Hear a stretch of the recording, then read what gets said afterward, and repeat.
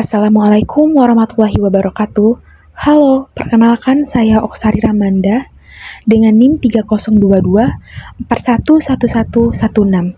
Mata kuliah Bank dan Lembaga Keuangan Non-Bank dengan dosen pengampu Bapak Robert Tuabarasa, MM.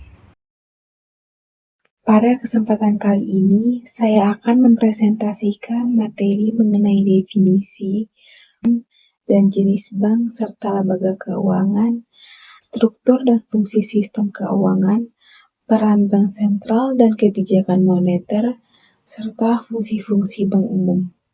Materi ini penting karena sistem keuangan merupakan jantung dari perekonomian suatu negara. Jika sistem keuangan stabil, maka ekonomi akan tumbuh. Namun, jika sistem keuangan terganggu, dampaknya bisa meluas ke seluruh sektor ekonomi. Definisi lembaga keuangan. Secara umum, lembaga keuangan adalah institusi yang bergerak di bidang jasa keuangan yang berfungsi menghimpun dana dari masyarakat dan menyalurkannya kembali kepada pihak yang membutuhkan dana. Menurut Undang-Undang Perbankan Indonesia, bank adalah badan usaha yang menghimpun dana dari masyarakat dalam bentuk simpanan dan menyalurkannya kembali kepada masyarakat dalam bentuk kredit. Secara teori ekonomi, Friedrich S. Mishkin dalam bukunya The Economics of Money, Banking and Financial Markets menjelaskan bahwa sistem keuangan berfungsi sebagai mekanisme untuk mengalirkan dana dari pihak yang memiliki kelebihan dana kepada pihak yang membutuhkan dana secara efisien. Dalam teori ekonomi, lembaga keuangan muncul karena adanya ketidakseimbangan antara pihak yang memiliki kelebihan dana atau disebut dengan surplus unit dan pihak yang membutuhkan dana atau defisit unit. Jika tidak ada lembaga keuangan, proses mempertemukan kedua pihak ini akan sulit, mahal, dan berisiko tinggi. Nah, disinilah bank berperan sebagai perantara atau financial intermediary. Di Indonesia, bank sentral yang mengatur sistem moneter adalah Bank Indonesia, sedangkan pengawasan sektor jasa keuangan dilakukan oleh otoritas jasa keuangan. Artinya, lembaga keuangan bukan hanya tempat menyimpan uang, tetapi bagian inti dari struktur ekonomi nasional. Struktur dan fungsi sistem keuangan. Sistem keuangan adalah jaringan besar yang mengatur peredaran dana dalam perekonomian. Strukturnya terdiri dari 4 komponen utama, yaitu pertama, lembaga keuangan seperti bank umum, bank syariah, BPR, asuransi, dan pasar modal. Contoh bank umum di Indonesia antara lain Bank Mandiri, Bank Rakyat Indonesia, Bank Sentral Asia, serta Bank Negara Indonesia. Kedua, pasar keuangan seperti pasar uang dan pasar modal. Pasar modal di Indonesia dikelola oleh Bursa Efek Indonesia. Ketiga, instrumen keuangan seperti saham, obligasi, dan kredit. Keempat, infrastruktur sistem pembayaran seperti BVAS dan QRIS. Fungsi sistem keuangan antara lain yang pertama, mengalokasikan dana, menyediakan informasi harga, mengelola risiko, memfasilitasi sistem pembayaran, menjaga stabilitas ekonomi. Jika salah satu dari komponen ini terganggu, maka sistem ekonomi secara keseluruhan juga akan terganggu. Peran bank sentral dan kebijakan moneter. Menurut teori Keynesian, kebijakan moneter mempengaruhi perekonomian melalui perubahan tingkat suku bunga yang berdampak pada investasi dan konsumsi. Sementara menurut teori monetaris yang dikemukakan oleh Milton Friedman, inflasi selalu dan dimanapun merupakan fenomena moneter.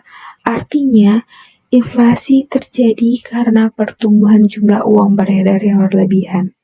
Bank sentral memiliki peran utama menjaga stabilitas harga dan nilai mata uang. Tujuan kebijakan moneter adalah yang pertama, mengendalikan inflasi, menjaga nilai tukar, menjaga stabilitas sistem keuangan.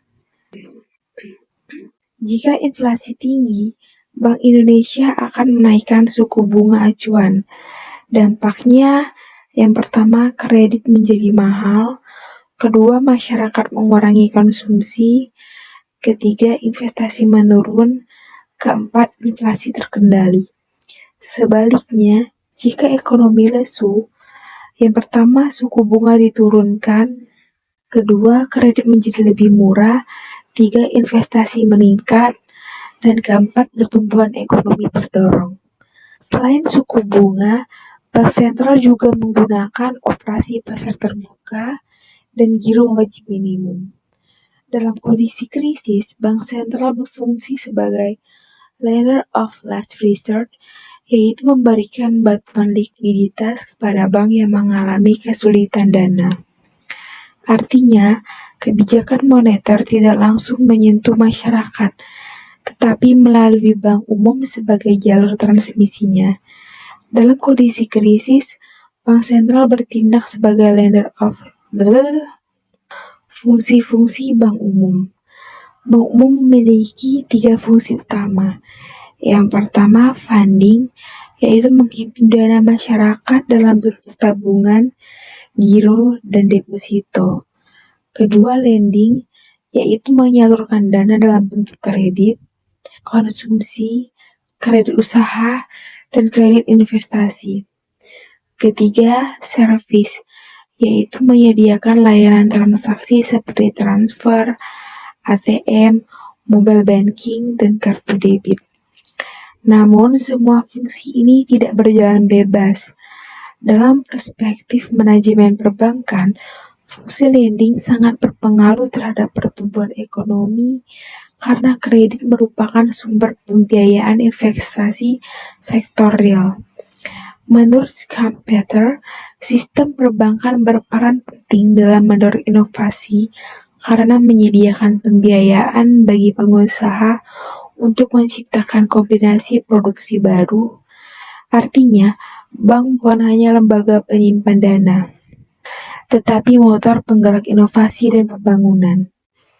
Bank umum dipengaruhi kebijakan suku bunga Bank Indonesia, diawasi oleh OJK, menjadi bagian dari sistem keuangan nasional.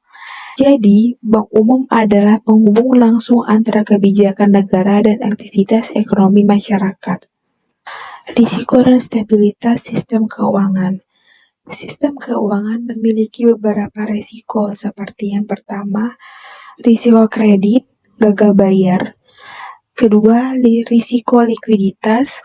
Ketiga, risiko pasar. Keempat, risiko sistematik. Risiko sistematik sangat berbahaya karena dapat menyebabkan krisis seperti yang pernah terjadi pada krisis Asia 1998 dan krisis global 2008. Karena itu, pengawasan dan regulasi sangat penting agar sistem tetap stabil. Stabilitas ekonomi. Stabilitas sistem keuangan menjadi kunci agar pertumbuhan ekonomi dapat berlangsung secara berkelanjutan. Sebagai kesimpulan, dapat kita pahami bahwa definisi dan jenis bank menjelaskan siapa pelaku dalam sistem keuangan. Struktur sistem keuangan menjelaskan bagaimana mekanisme peredaran dana bekerja. Bank sentral melalui kebijakan moneter menjaga stabilitas ekonomi. Bank umum menjalankan fungsi operasional yang langsung menyentuh masyarakat. Keempatnya saling terhubung dan membentuk satu sistem ekonomi yang utuh. Jika bank umum tidak sehat, kebijakan moneter tidak efektif. Jika bank sentral gagal menjaga stabilitas, inflasi bisa tidak terkendali. Jika sistem keuangan tidak stabil, pertumbuhan ekonomi akan terganggu. Oleh karena itu, sistem keuangan yang kuat dan terintegrasi merupakan fondasi pembangunan nasional. Definisi peran dan jenis bank serta lembaga keuangan. Pertama, pengertian lembaga keuangan. Lembaga keuangan adalah institusi yang bergerak dalam bidang jasa keuangan yang berfungsi menghimpun dana dari masyarakat dan menyalurkannya kembali kepada pihak yang membutuhkan dana. Secara teori ekonomi, lembaga keuangan muncul karena adanya ketidakseimbangan antara pihak surplus dana atau rumah tangga yang menabung dan pihak defisit dana atau pengusaha atau pemerintah yang membutuhkan modal. Tanpa lembaga keuangan, proses pertemuan antara dua pihak ini akan sulit, mahal, dan beresiko tinggi. Kalau dikaitkan dengan struktur dan fungsi sistem keuangan, lembaga keuangan adalah bagian inti dari struktur tersebut. Sistem keuangan terdiri dari lembaga, instrumen, pasar, dan infrastruktur.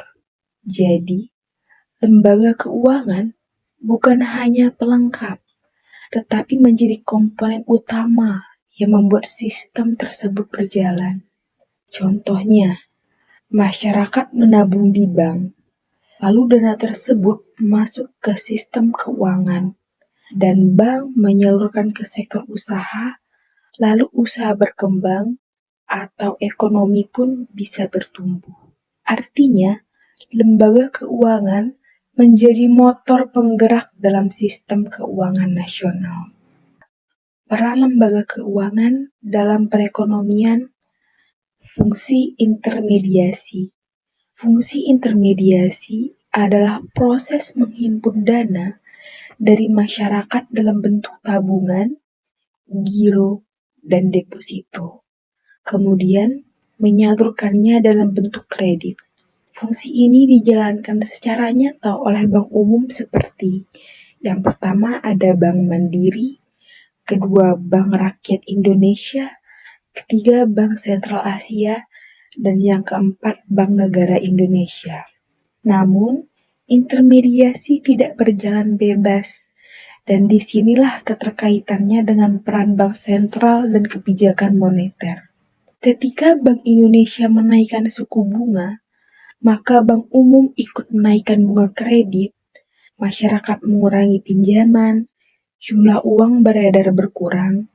Nah, lalu sebaliknya, jika suku bunga diturunkan, kredit akan menjadi lebih murah, investasi meningkat, serta pertumbuhan ekonomi terdorong. Fungsi intermediasi lembaga keuangan adalah jalur transmisi kebijakan moneter. Memfasilitasi sistem pembayaran. Lembaga keuangan menyediakan fasilitas pembayaran seperti transfer, ATM, mobile banking, QRIS, dan kartu debit. Kalau dikaitkan dengan struktur dan fungsi sistem keuangan, sistem pembayaran adalah bagian vital dari sistem keuangan. Tanpa sistem pembayaran yang lancar, aktivitas ekonomi akan terhambat. Bank Indonesia berperan menjaga stabilitas sistem pembayaran agar transaksi nasional tetap aman, cepat, dan efisien. Jadi, layanan yang kita anggap biasa, seperti transfer uang, sebenarnya bagian dari sistem besar yang menjaga stabilitas ekonomi nasional. Pengelolaan risiko. Lembaga keuangan seperti asuransi membantu masyarakat mengurangi risiko kerugian. Pengawasan lembaga keuangan dilakukan oleh otoritas jasa keuangan agar tidak terjadi krisis akibat kegagalan pengelolaan risiko. Dalam konteks struktur dan fungsi sistem keuangan, pengelolaan risiko ini penting agar tidak terjadi risiko sistematik, yaitu risiko yang berdampak ke seluruh sistem. Ketiga, jenis-jenis bank. Yang pertama ada bank umum. Bank umum melayani masyarakat luas dan menjalankan fungsinya sebagai yang pertama, menghimpun dana, menyalurkan kredit, ketiga, menyediakan jasa keuangan. Dalam konteks fungsi-fungsi bank umum adalah pelaksana teknis sistem keuangan. Namun, bank umum diawasi oleh otoritas jasa keuangan dan dipengaruhi kebijakan suku bunga Bank Indonesia. Bank Umum berada di tengah antara kebijakan negara dan kebutuhan masyarakat. Bank Sentral di Indonesia adalah Bank Indonesia. Dalam peran bank sentral dan kebijakan moneter, bank sentral memiliki tugas yang pertama, menjaga stabilitas nilai rupiah, mengendalikan inflasi, serta mengatur jumlah uang beredar. Nah, kalau bank sentral gagal menjaga stabilitas, maka seluruh sistem keuangan bisa terguncang. BPR, bank syariah, dan bank digital adalah ketiga jenis bank ini yang memperluas inklusi keuangan. Bank syariah misalnya beroperasi berdasarkan prinsip bagi hasil dan menjadi alternatif sistem konvensional. Lalu bank digital mempercepat efisiensi transaksi. Semua perkembangan ini membuat struktur dan fungsi sistem keuangan semakin kompleks, sehingga regulasi dan pengawasan harus terus diperbarui. Struktur dan fungsi sistem keuangan. Sistem keuangan adalah jaringan besar yang mengatur peredaran dana dalam perekonomian.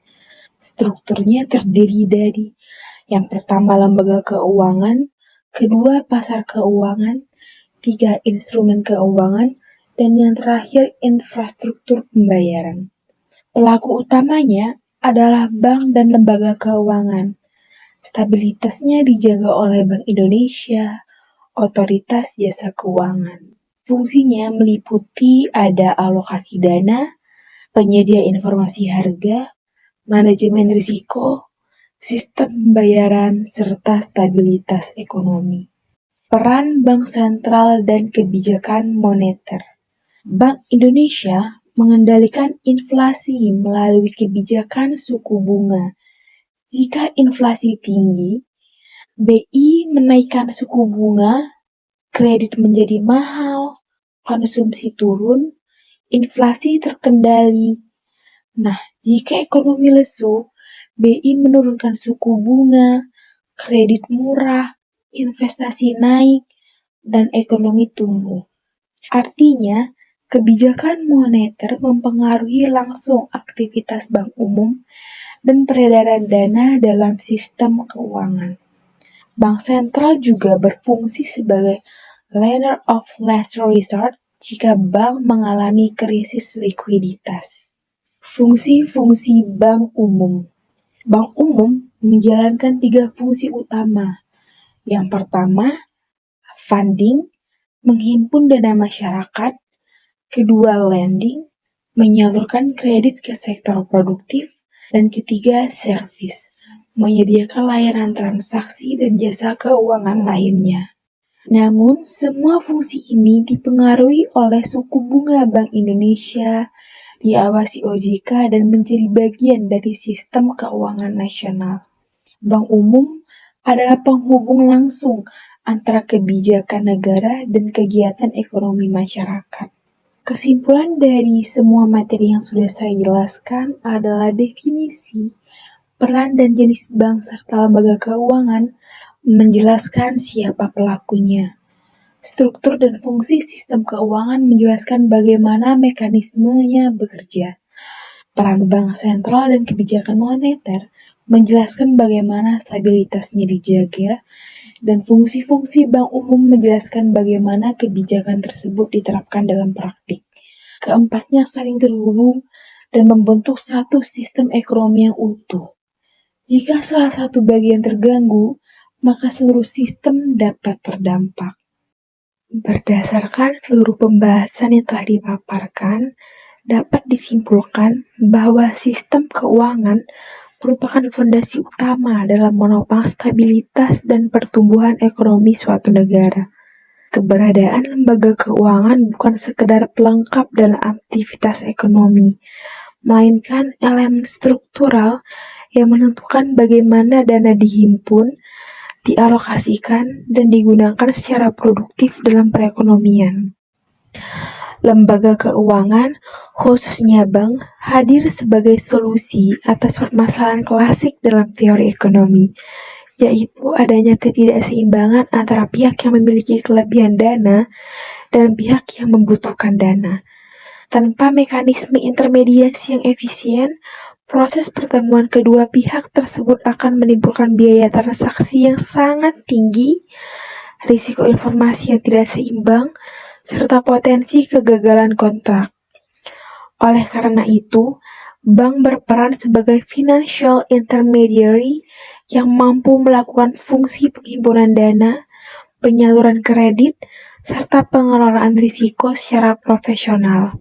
Dalam konteks struktur sistem keuangan, lembaga keuangan merupakan salah satu komponen inti yang bekerja bersama pasar keuangan, instrumen keuangan, serta infrastruktur pembayaran. Keempat komponen ini membentuk suatu jaringan yang saling terhubung dan saling bergantung. Lembaga keuangan menghimpun dan menyalurkan dana, pasar keuangan menyediakan alternatif pembiayaan langsung, instrumen keuangan menjadi alat distribusi dana, sementara infrastruktur pembayaran memastikan kelancaran transaksi ekonomi. Tanpa koordinasi yang baik di antara komponen tersebut, sistem keuangan tidak akan berjalan secara optimal. Peran bank sentral menjadi sangat krusial dalam menjaga stabilitas sistem tersebut.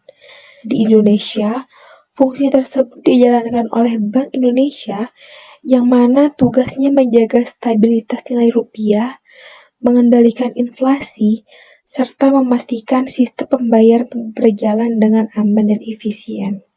Kebijakan moneter yang diterapkan, baik melalui pengaturan suku bunga, operasi pasar terbuka, maupun giro wajib minimum, memiliki dampak langsung terhadap aktivitas perbankan dan peredaran uang dalam perekonomian.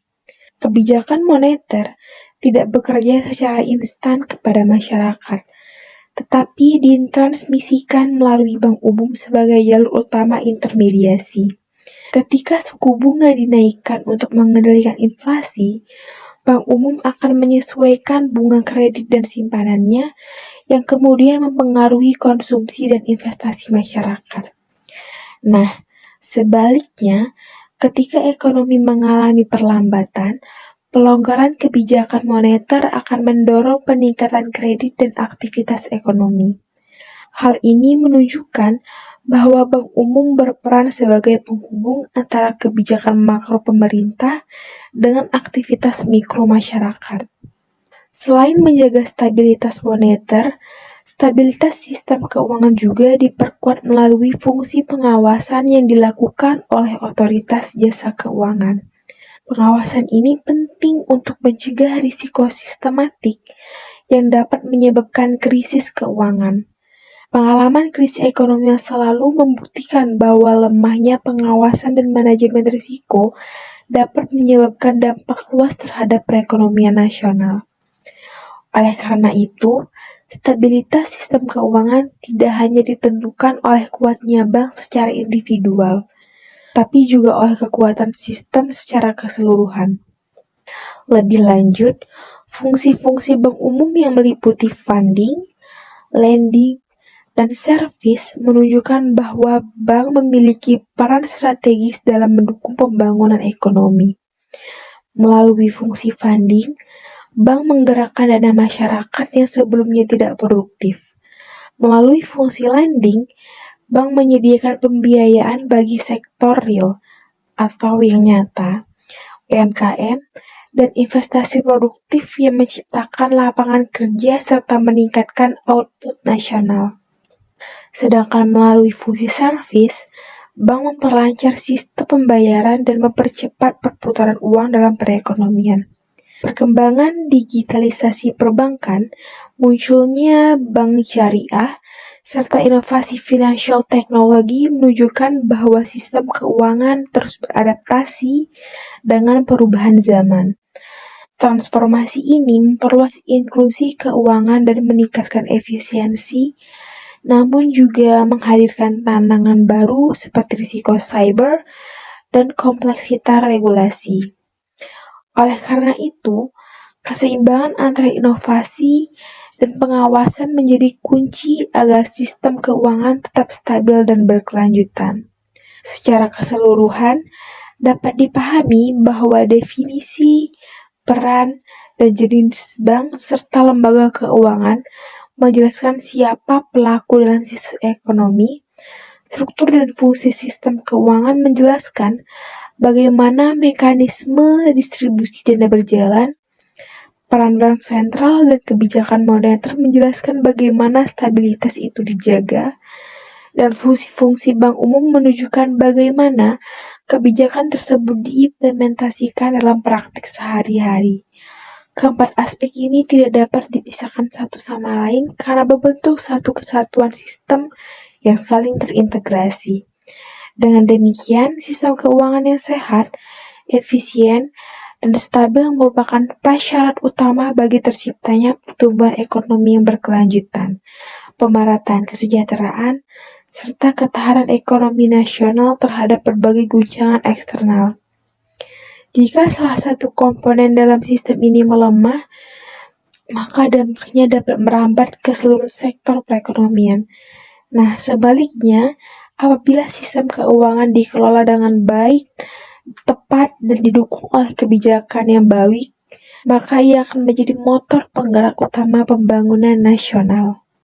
Sebagai penutup dari presentasi yang telah saya sampaikan pada kesempatan kali ini, saya berharap bahwa pemaparan mengenai definisi, peran, dan jenis bank serta lembaga keuangan yang telah dibahas dapat memberikan pemahaman yang lebih luas mengenai pentingnya keberadaan sistem keuangan dalam mendukung aktivitas perekonomian.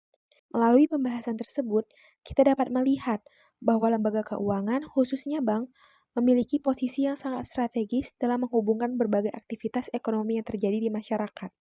Dalam praktiknya, lembaga keuangan tidak hanya berperan sebagai tempat penyimpanan dana, tetapi juga sebagai perantara yang mampu menghimpun dana dari masyarakat dan menyalurkannya kembali ke berbagai sektor produktif yang membutuhkan pembiayaan.